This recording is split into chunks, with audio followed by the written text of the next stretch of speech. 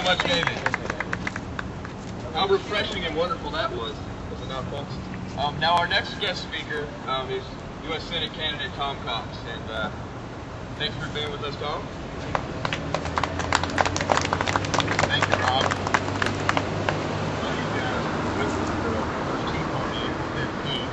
Thank you, Tom Cox, Arkansas Tea Party. I want to tell you that after I put the name out there on the internet as the founder and supporter of it, that Rob was the first person to call me. He was encouraged.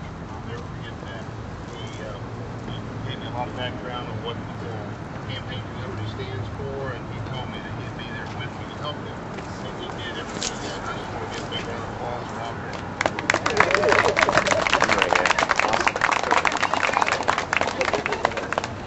I'm a small business owner. We manufacture boats up in North Little Rock, Arkansas. My father started the company. We've been doing it for 50 years.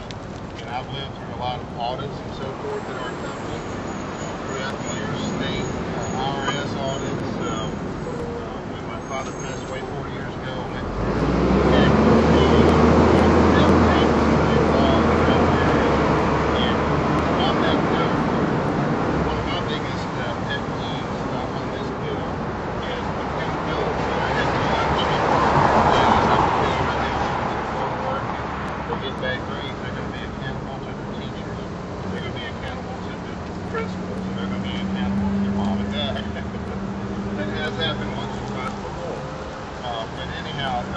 and if we break the law, like Morrison, a friend of mine was talking about some of the things that go on before racetrack football game in Little Rock, it's too much. If you break the law, you should be accountable to somebody. Well, it's unbelievable to me that here we are with the Federal Reserve System, and there's no accountability at all. And that's the main thing that we need to continue to support and push for this particular bill to be passed. I just finished a week in Washington, D.C. and got back Friday, and it was very enlightening. But anyhow, it was scary to be honest with you. I think we're not even talking about the health care bill that's going through the Senate. They probably say the same as it's not. I just showed that to the right. And it just disheartened me. I want to tell you, I'll make a sports analogy. It's like a football game or a basketball game where you see a couple bad calls. And then many times you'll laugh in the stand and say, hey, where's the makeup coming from? Well, I think that we are going to benefit in this environment in Washington, D.C. because of the bad bills we've seen since TARP, the stimulus bill, now the health care bill, and all this negativity. And they know they're steamrolling us. They know that. And here we have Ron Paul, who I think the world of. I feel like I've heard of Ron Paul. Woo!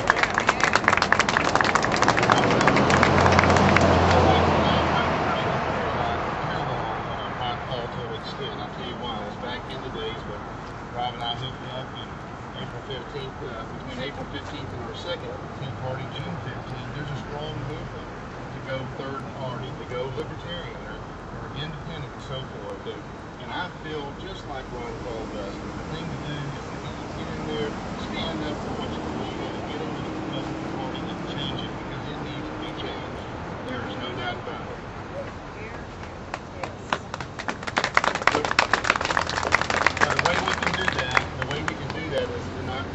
Fragmented. We have got to pull together. Not anybody here agrees on everything.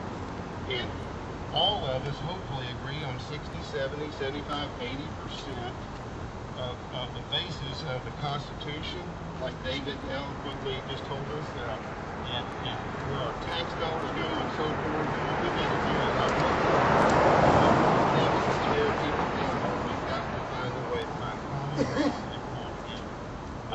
I want you to know as a candidate that I put my money and my time on the line when I signed up to be in charge of the Arkansas Tea Party. And I desperately need your help.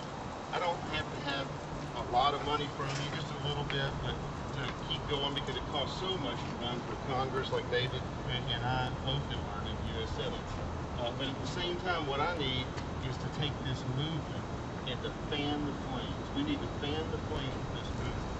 And what Ron Paul is standing up there, and there's a lot of people that just left him hanging out to dry, as we all know.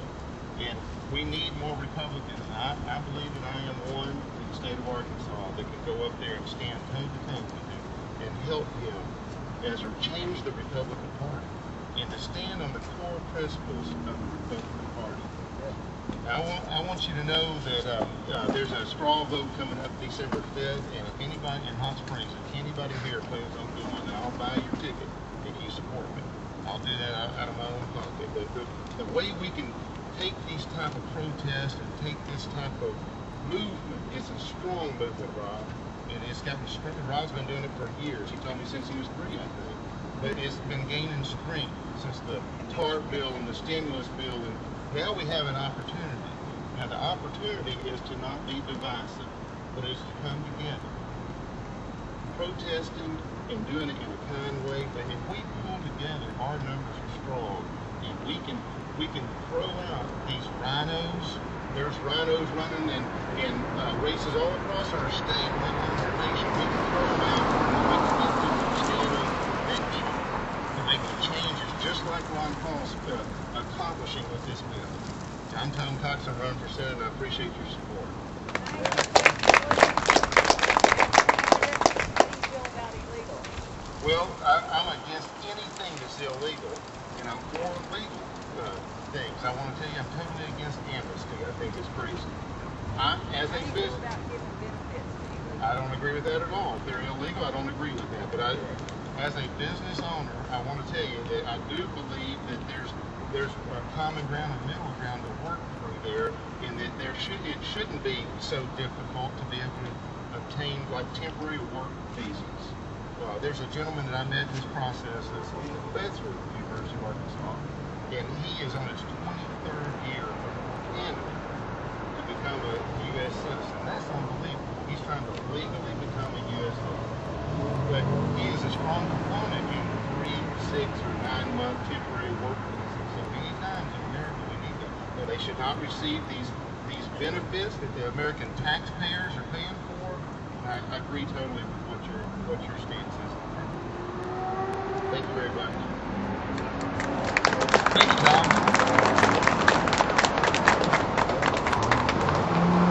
It's so nice to see strong-minded candidates come out and support this legislation, to support this effort, this cause, and this movement. I see we have another candidate arrived. Colonel Conrad. Fascinated by the police. Hightailing it around here. Uh-oh, the police. We're going to have to cut this off early. Don't worry, Rob, they weren't after you this time.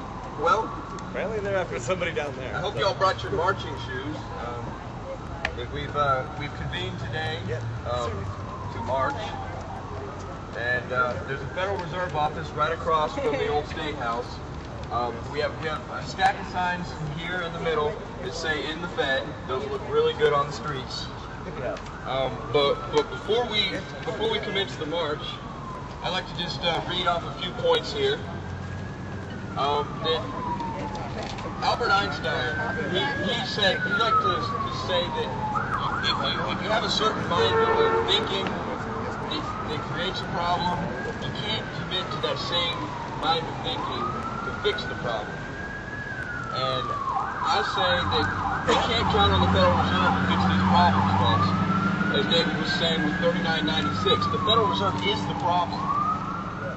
And giving more power, more government, more wasteful spending, more money lended out to offshore banking institutes that our children are paying the debt on, and they're reaping the interest at a fractional reserve. For every 8% that we feed these guys, they reap 80%. It is disgusting. We can end it. Government's not a bank, right?